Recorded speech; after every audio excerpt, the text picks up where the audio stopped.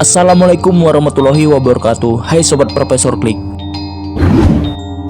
Keris adalah senjata tikam dari golongan belati yang ujung sisinya berbentuk runcing. Senjata asli dari Nusantara ini memiliki bentuk yang khas dari senjata tajam lainnya karena bilahnya yang berkelok-kelok. Pada masa kerajaan, selain digunakan sebagai senjata berperang, keris juga melambangkan kedikjayaan atau kewibawaan bagi sang pemilik. Dan banyak di antaranya, beberapa keris memiliki pamor tersendiri pada masanya yang sangat melegenda.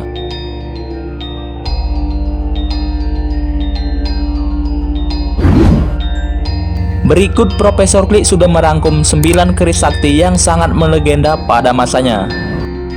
Tapi sebelum itu, jangan lupa tekan tombol like dan subscribe agar channel ini selalu menyajikan info-info menarik kepada kalian. 9. Keris Carubuk. Keris Carubuk merupakan keris yang dimiliki oleh Kanjeng Sunan Kalijaga. Keris ini merupakan hasil karya Empu Supomandagri. Awal mula keris Carubuk tercipta karena keinginan Sunan Kalijaga memiliki keris untuk menyembelih kambing. Lalu Sunan Kalijaga memberikan sebuah besi yang berukuran kecil sebesar biji asam jawa sebagai bahan pembuatan keris. Empu Supo kala itu terkejut melihat besi kecil yang berada di tangan Sunan Kalijaga. Beliau merasa tidak yakin untuk membuat keris dengan bahan yang sangat kecil itu. Namun Sunan Kalijaga meyakinkan Empu Supo bahwa besi tersebut hanya bentuknya saja yang kecil. Sebenarnya besi tersebut sangatlah besar. Kemudian Sunan Kalijaga memberikan besi tersebut. Empu Supo pun terheran saat memegang besi yang berada di tangannya. Besi tersebut sangatlah berat, padahal bentuknya hanyalah sebesar biji asam jawa. Pada saat pembuatan keris tersebut, betapa terkejutnya Empu Supo saat melihat besi tersebut semakin membesar dan memanjang. Hati Empu Supo pun merasa gugup dan beliau terhenti sejenak. Sampai akhirnya beliau melanjutkan pekerjaannya dan mengakui karomah yang dimiliki Sunan Kalijaga. Sunan Kalijaga yang kala itu melihat hasil keris tersebut, beliau merasa terpukau melihat keindahan bentuknya sebab sangat jauh berbeda dari yang beliau bayangkan. Yang tadinya akan dipergunakan untuk menyembelih kambing, namun setelah melihat hasilnya, Sunan Kalijaga terpesona dengan bentuknya yang indah. Pada saat itu, keris tersebut dinamai keris Kiai Carubuk. Keris Kiai Carubuk ini kini menjadi sebuah benda pusaka yang sakti. Konon keris ini pernah dipergunakan melawan keris Kiai Setan Kober milik Arya Penangsang. Saat keris Carubuk ini berada di tangan Sultan Hadiwijaya atau yang lebih dikenal dengan sebutan Joko Tingkir. 8. Keris Kalamunyeng. Keris yang satu ini tidak kalah saktinya dengan keris yang lain. Keris ini dimiliki salah satu wali Allah, yaitu Sunan Giri, salah satu 9 wali di tanah Jawa. Keris ini memiliki kisah menarik di dalamnya, sebab keris Kalamunyeng merupakan kalam atau pena Sunan Giri yang digunakan beliau untuk menulis. Dikisahkan, Sunan Giri merupakan penasehat sekaligus panglima militer Kesultanan Demak, yang kala itu Raden Patah di Demak Bintara melepaskan diri dari kekuasaan Majapahit.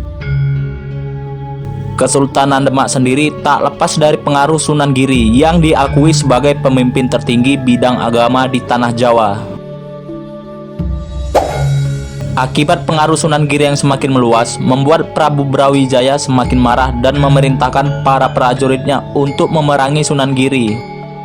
Hal ini membuat para penduduk Giri menjadi ketakutan melihat kedatangan para prajurit Majapahit. Sunan Giri yang kala itu sedang menulis, ia terkejut melihat bala tentara Majapahit telah merusak bangunan pesantren miliknya. Seketika saja kalam atau pena yang beliau gunakan untuk menulis melesat ke arah para prajurit Majapahit.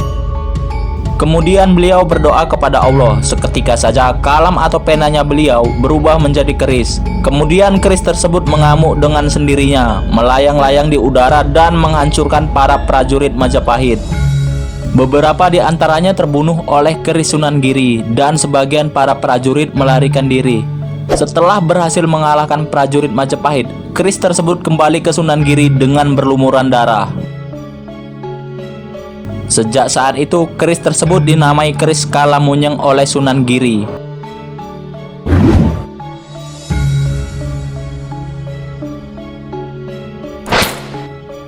Tujuh, keris Taming Sari. Keris yang satu ini sangat melegenda, bahkan namanya sampai ke kerajaan Malaka. Taming Sari merupakan salah seorang pendekar sakti atau hulu balang kerajaan Majapahit. Konon Taming Sari dikenal sebagai pendekar yang mahir dalam berkelahi dan memiliki ilmu kebal. Sampai akhirnya keris Taming Sari jatuh ke tangan Hang Tuah yang merupakan hulu balang Malaka. Keris tersebut merupakan hadiah kerajaan Majapahit kepada Hang Tuah karena sudah mengalahkan pendekar kerajaannya. Dikisahkan, kejadian ini saat Kesultanan Malaka di bawah pemerintahan Sultan Muzaffar Shah berkunjung ke kerajaan Majapahit bersama hulu balangnya, termaksud Hang Tuah. Kedatangan tersebut disambut hangat oleh Majapahit dan disertai juga adanya adu tanding antara kedua hulu balang, yaitu Taming Sari dan Hang Tuah. Hang Tuah memenangkan duel tersebut. Ia telah berhasil membunuh Taming Sari. Kemudian keris Taming Sari diberikan kepada Hang Tuah sebagai hadiah karena pemiliknya telah terbunuh. Kisah mengenai asal-usul keris Taming Sari diceritakan dalam naskah Hikayat Hang Tuah dan Salatu Salatin. Keduanya merupakan naskah Melayu yang mengisahkan perjalanan Kesultanan Malaka dan Hang Tuah. Di Malaka, keris Taming Sari dijadikan lambang kewibawaan atau kejantanan bagi orang Melayu karena mampu mengalahkan pendekar Majapahit, mengingat Majapahit merupakan kerajaan superpower di Asia kala itu.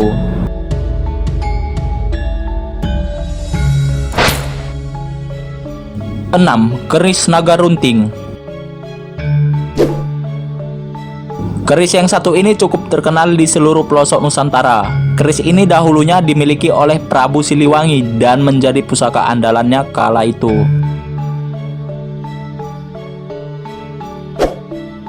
Keberadaan dan asal-usulnya pun penuh dengan misteri. Tidak banyak orang yang tahu bagaimana keris ini dahulunya terbentuk. Menurut cerita, keris ini dahulunya tercipta karena keinginan Prabu Siliwangi memiliki pusaka yang tak tertandingi dari segi kesaktian maupun keartistikannya. Konon, bahan pembuatan keris ini adalah paku emas yang didapatkan Prabu Siliwangi ketika ia bersemedi di kaki bukit Gunung Salak. Empu yang membuat keris Naga Runting merupakan empu kepercayaan kerajaan Pajajaran, yaitu Empu Wulang dan Empu Anjani. Beliau merupakan empu yang tersohor di kerajaan Pajajaran dan Nusantara. Agar terciptanya pusaka yang tak tertandingi, pembuatan keris ini diawali dengan bersemedi dan berpuasa selama 40 hari 40 malam oleh empu tersebut, guna memohon pada Sang Pencipta agar keris ini nantinya menjadi keris yang sangat sakti. Keris Naga Runting juga dikenal dengan sebutan Naga Runting Makan Emas, atau dalam bahasa Jawa ngemut emas. Diberikan karena pada pusaka ini terdapat logam emas yang melekat pada lidah naga tersebut, yang menjadi maskot pada pusaka yang satu ini. Ditambah lagi warangkanya yang terbuat dari kayu cendana yang menjadikan keris ini semakin istimewa.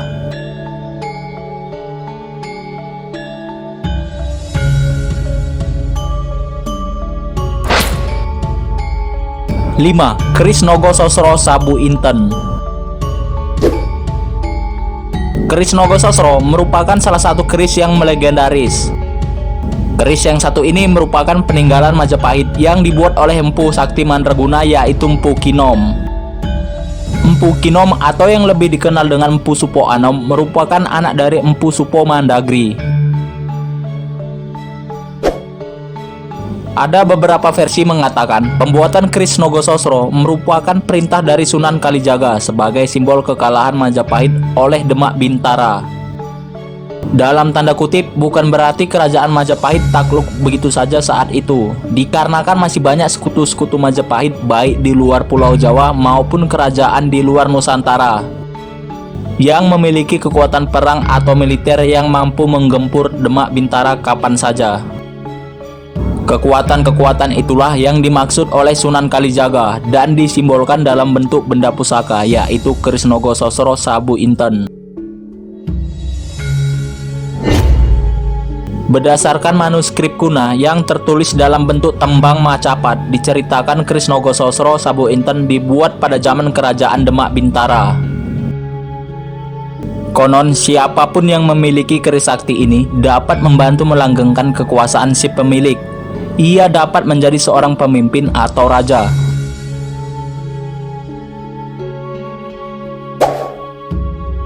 Keberadaan keris sakti ini masih menjadi misteri, tidak diketahui di mana keberadaannya.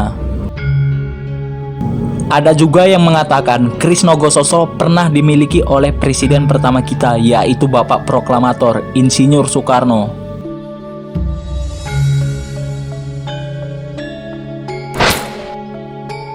4. Keris Kiai Condong Campur. Keris Condong Campur adalah salah satu keris pusaka dari kerajaan Majapahit. Keris ini juga dikenal dengan sebutan Kanjeng Kiai Condong Campur. Dalam pembuatannya, keris ini melibatkan 100 orang empu yang semuanya notabene-nya ahli dalam membuat pusaka. Condong campur merupakan suatu lambang keinginan atau menyatukan perbedaan. Bila diartikan, condong yang berarti miring menuju ke suatu titik dalam arti keberpihakan atau keinginan. Sedangkan campur yang berarti menjadi satu atau perpaduan. Jika diartikan, condong campur itu sendiri adalah keinginan untuk menyatukan suatu keadaan tertentu.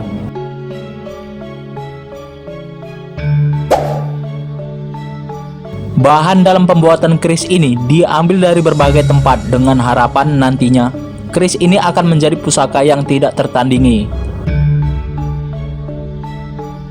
Di dalam dunia keris sendiri memiliki kepercayaan tentang adanya pertengkaran antara beberapa keris. Cerita yang cukup melegenda yaitu tentang keris Sabu Inten yang merasa terancam dengan adanya keris Condong Campur, hingga akhirnya Sabu Inten memerangi Condong Campur. Namun dalam pertikaian ini Sabu Inten kalah. Begitu juga dengan keris Kiai Sengkelat yang merasa terancam, turut serta juga memerangi Condong Campur. Dari hasil pertikaian ini Condong Campur kalah, kemudian melesat ke angkasa menjadi lintang kemukus atau bintang berekor, dan mengancam akan kembali ke bumi setiap 500 tahun untuk membuat huru-hara.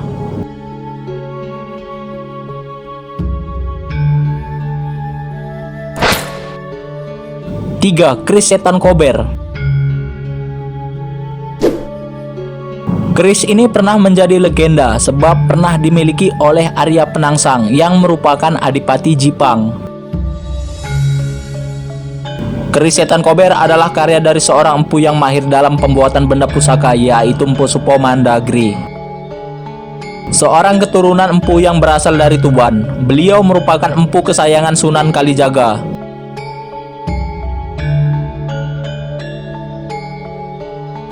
Keris Setan Kober dahulunya bernama Bronggot Setan Kober yang dibuat pada masa kerajaan Islam Demak Bintara di Jawa Tengah. Keris Setan Kober adalah keris sakti yang dimana keris ini memiliki kekuatan magis, yaitu terdapat efek hawa panas atau rasa amarah bagi siapa saja yang memegangnya.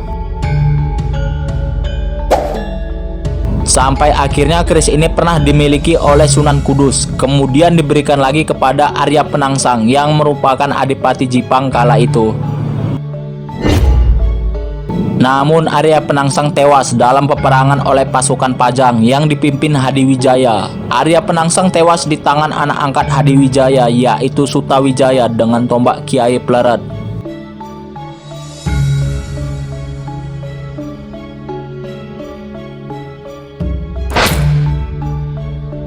Dua, keris Kiai Sengkelat.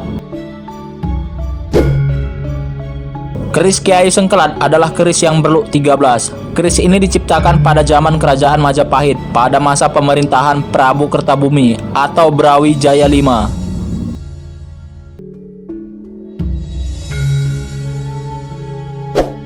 Dibuat oleh seorang sesepuh yang bernama Empu Supo Mandagri. Empu Supo Mandagri merupakan murid dari Sunan Ampel.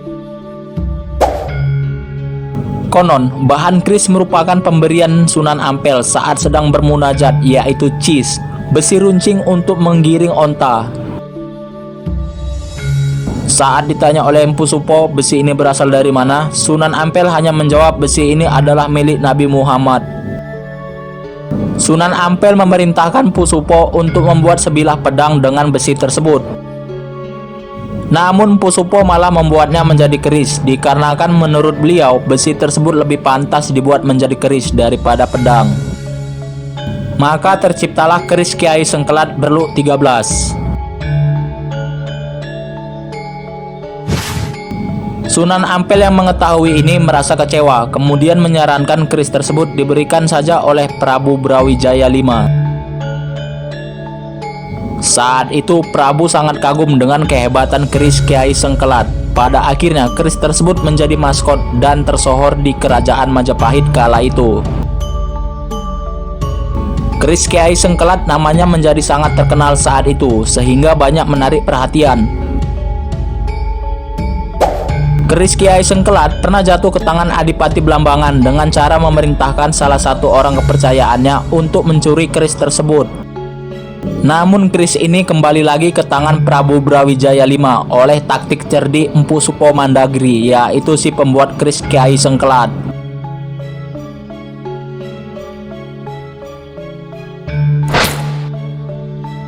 Satu, keris Empu Gandring.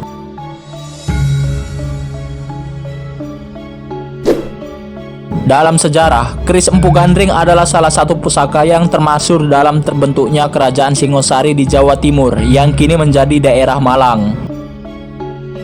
Pusaka ini sangat terkenal dengan kutukannya yang banyak memakan korban, baik dari bangsawan Kerajaan Singosari maupun pendiri kerajaan tersebut, yaitu Ken Arok. Pusaka ini dibuat oleh salah satu empu yang sangat sakti dan juga ahli dalam membuat pusaka pada masa itu, yaitu Empu Gandring.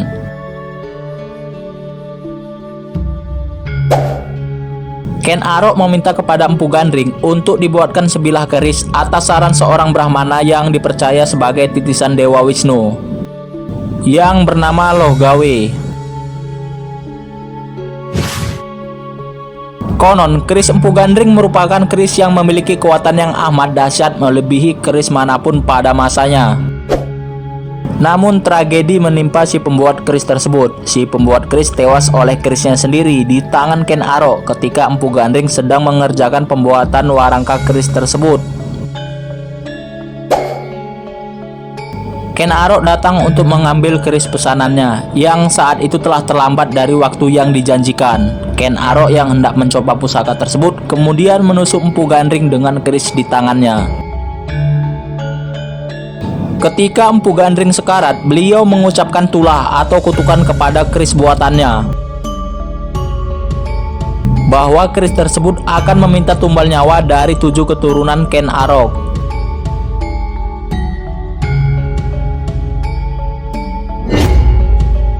Hingga saat ini keris Empu Gandring masih menjadi misteri, baik dari dapur atau bentuk maupun keberadaan keris tersebut.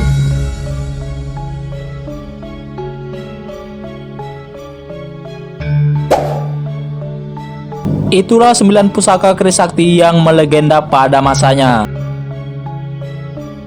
Semoga dengan adanya video ini dapat menambah wawasan kita akan kisah-kisah sejarah para leluhur kita di bumi Nusantara ini,